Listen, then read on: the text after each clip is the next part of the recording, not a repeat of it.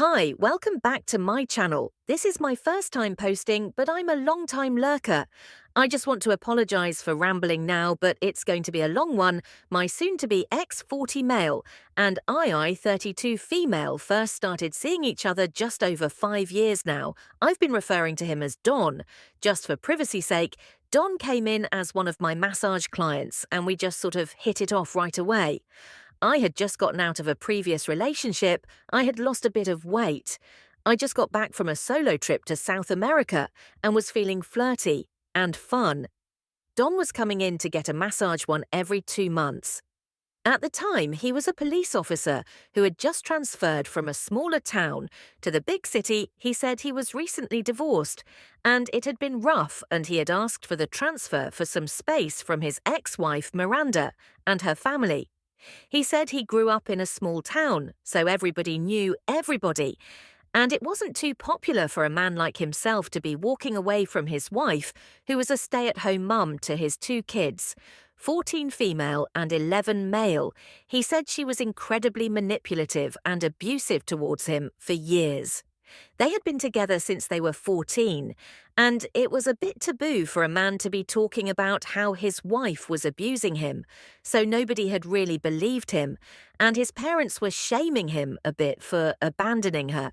Anyways, he was in rough shape, and we had bonded over our recently failed relationships, because I too was in a pretty manipulative and emotionally abusive relationship. On the third appointment, he built up the nerve to ask me out to this botanical garden just outside of the city. He ended up picking me up at my place in his ghost car, police cruiser, and he was showing off and trying to be cute by putting the lights on, and we'd speed through the streets and down the highways until we got to the gardens. It was thrilling and hot. At the time, I will admit anyways, we ended up having a really good time.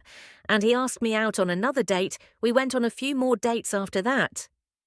In the span of 2 months, and at the end of those 2 months, I don't hear from him for a while. I'm just thinking he lost interest, so I just go on my merry way.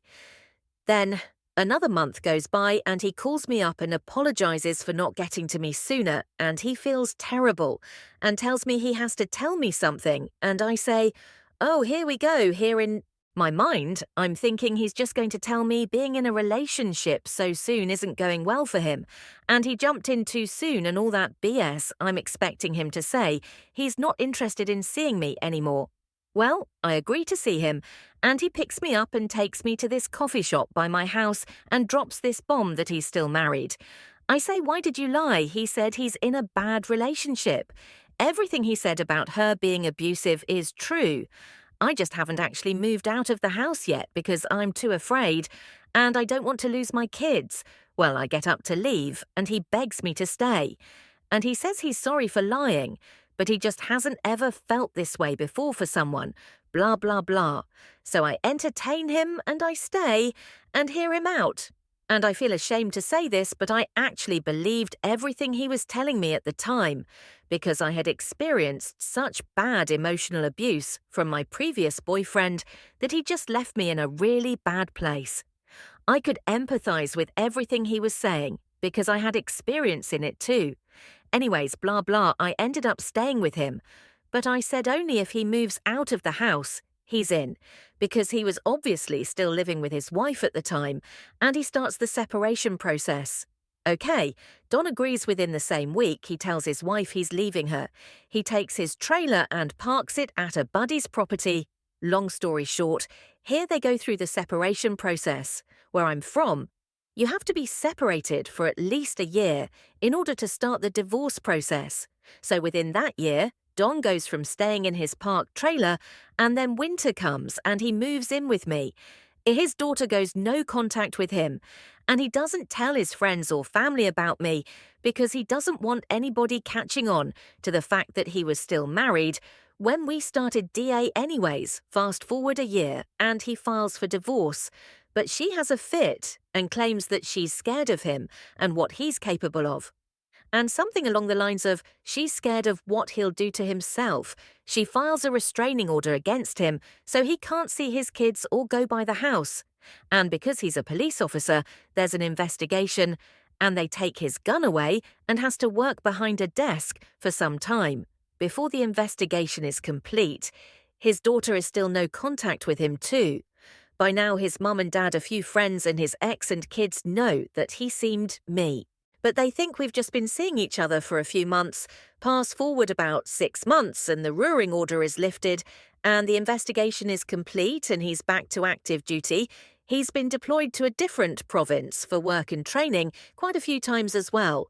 So he's been gone quite a lot. And away from home, I don't think anything of it. He's always talking to me and checking in and gives me a detailed schedule of what his days look like. Yeah, I might have even Googled a conference or two and call the hotels he's claimed to be at, making sure that he's actually staying where he says he's staying, and that the conference actually existed every time I had a doubt. I always double-checked and everything checked out. A few years go by. We end up buying our own place together. And it's so beautiful, literally the house of my dreams. It's on about 4 acres of land and it's right off a lake. He tells me that the divorce is finalised. He proposes to me, we're engaged. His son comes over every second weekend and spends the weekend with us. Everything feels good, we're happy. Well, I go to start planning a wedding and book appointments to see venues. But he becomes distant and uninterested. He keeps saying there's no rush, there's no rush. And I say I know there's not, but I just want to go and see, so we can start making some goals, so we know what we want when the time comes, or just get little bits done here and there. He obliges, but when we go to see the venues and people are asking when we're thinking of getting married, we can't give them an answer.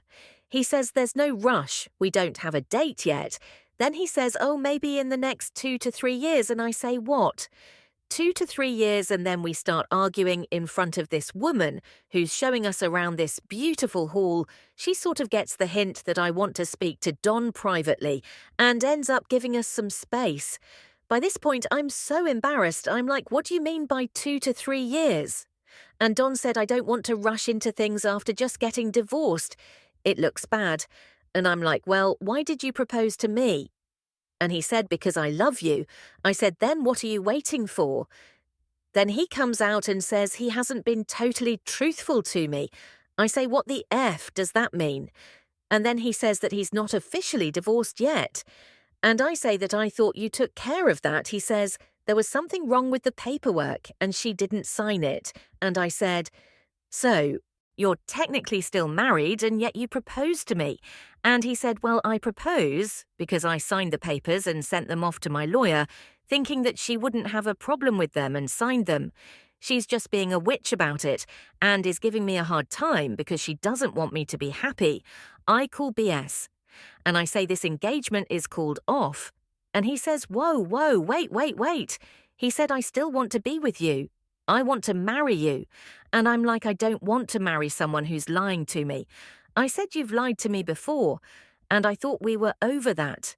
Anyway, long story short, I ended up telling him to pack his things and stay at a buddy's place for a while until I go over some things. He's gone for 2 weeks. And in that time, we do some talking, and he said he didn't want to tell me because he didn't want me to leave him. And he's so sorry. And it's not that he doesn't want to be with me. He said he's just afraid of confrontation. He says all of these things. And he's like, let's go to counselling together. I'm serious about this. I'm serious about you. Blah, blah, blah. I don't know why I didn't just call it off at this point, but dumb me agreed to Coop's counselling, but I still call off the engagement until he's officially divorced. He moves back in and we go to counselling. And private therapy, 8 months go by and he is officially divorced. I see it for myself the next day. We go camping to celebrate. And he takes me up into some hills through this path and down by a waterfall where he proposes again. Stupid me says yes. But at this point, I feel like we've made some progress in our relationship. His daughter has also started talking to him again, so we're feeling pretty relieved. I chew up his weird behaviour in off days before that to the fact that his daughter hasn't been talking to him, and they were pretty close before he separated from his Miranda. Well, in this time, he's been deployed a few more times and has been away from home for weeks. At a time, I started running my own clinic. And it's been crazy hectic. I've been distracted with that one time he comes home from deployment. He tells me he has to take a colleague of his out of province because he can't drive on the medication he's on. I say, why can't he take a bus or a plane? And he says that the guy has a fear of flying and doesn't want to pass out on the bus with the medses on. Well, my gut's telling me something's off, and I try to tell him that I don't want him going, and it's a back and forth, but he says that since he's his superior, he feels like he can't say no. So I'm like, okay, I guess so. He leaves on a Sunday and he's back on a Tuesday. Then when he's back, he's sort of distant, and I see him on his phone outside while he's doing yard work, and he's smiling and laughing and whatever. And when I asked who he was talking to, he says, it's the colleague of his who he drove out of province. Okay, then about 2 weeks go by and it's my cousin's wedding. And we're at the reception, he's had a few drinks, and then a random person comes up, a friend of my cousin's, and she's looking for an empty chair. And then he straight up tells her that she can sit on his lap and tries to grab her. And I'm sitting right there next to him in disbelief. My other cousin looks at me and she's like, what the fuck? And she sort of tries to pretend it didn't just happen. And the chick he told to sit on his lap sort of just laughs awkwardly and walk away. Then I go to the washroom and I'm completely pissed off. And by the time I come back, he's dancing with some other woman, and I see my brother there and ask him to drive me home. While I'm home, I go to his iPad because I'm curious if he's connected his messages to his iPad. Sure as heck, there they are. It's under some fake name Mark, and there's flirting back and forth, sexting, nude pics and videos exchanged, you name it. And the days he said he had to drive a colleague, you guessed it. That colleague was in fact Mark, who is in fact a woman with blonde hair, pixie cut, who I'll call Liz. He spent the days with her, and on the day he's been deployed, he's come back a day earlier than he told me he was, and he'd go straight to her house to hook up. And he'd drive to our home the next day, pretending that he just got in from wherever he was. I take screenshots of everything, and I send them to myself, then I send them to him and tell him to not come home. I tell him we're totally done. I don't get a response right away. He's probably passed out somewhere or hooking up with someone. I've also locked the doors of the house and no, he can't get in because I took the keys home with me in my purse, and we don't keep a spare outside anywhere. My brother had picked us up. Anyways, the next day I wake up to text messages and voicemails in the morning saying he's sorry, all that jazz. I block him then. Around noon, I get a call from my cousin, and she's saying that Don is sitting in the hotel lobby, and he's saying I left him there without a way to get home. And I said he should ask the woman he was dancing with for a ride home. And she said, what? And I said he's not allowed home. And she got the hint. I then get a call from Don's brother saying that he's got to come over and pick up some stuff for Don. And I said I'll have all of his crap packed. And outside on the driveway, his brother drives up the driveway and parks outside the house. And I can see Don come out in the clothes he was wearing at the wedding, and he comes up to the front door and tries the door, but it's not open. Then he goes around the back and tries that, but it's also locked. Then I watch him try the windows to see if maybe we left any unlocked. No luck, he starts yelling my name, and I'm watching his brother pack his stuff into the back of his truck. He starts yelling at me, saying that he's sorry, and he's saying that I can't keep him out of his own house. Blah, blah. Then after about 15 minutes, they both leave. A few days goes by, and I get a text from Miranda asking what happened with Don. He was supposed to pick up his son from hockey practice, but didn't show up. And she can't get a hold of him. She's checking to make sure he's alive. Well, I text back and say, I wish he were dead.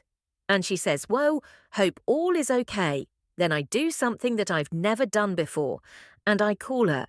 I tell her that I'm so sorry that I ruined her marriage and that I effed up the girl code.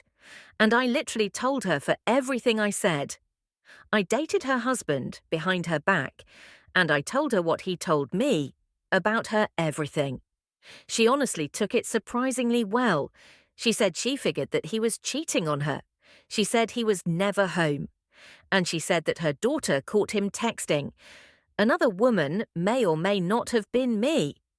And she asked him about it, and he totally denied it, and gaslit her and made her think that she was crazy, and then that's where the no contact came about. Then she admitted that she got a restraining order because she was legitimately afraid of him, because she wanted to spill the beans to their family and friends about what a scumbag he was. But he threatened to kill her, then he threatened her again, and basically made her life a living hell with stalking and such. Until she lifted the restraining order this whole time, I told her that he was telling me that he was afraid of her, and that she was the abusive one. She said it was totally the other way around. She said he manipulated her enough that she was afraid to talk to anyone, and she was super depressed. She said there were so many times that she wanted to just call me and tell me everything, but that she was afraid I would think she were crazy and wouldn't believe her. Don told her that if he ever found out that she reached out to me, that he'd get her arrested and take the kids away from her. So, yeah, I get it. Well, after talking a bit more, I said that I was going to pick her up the next day and that we'd go and file a report against him.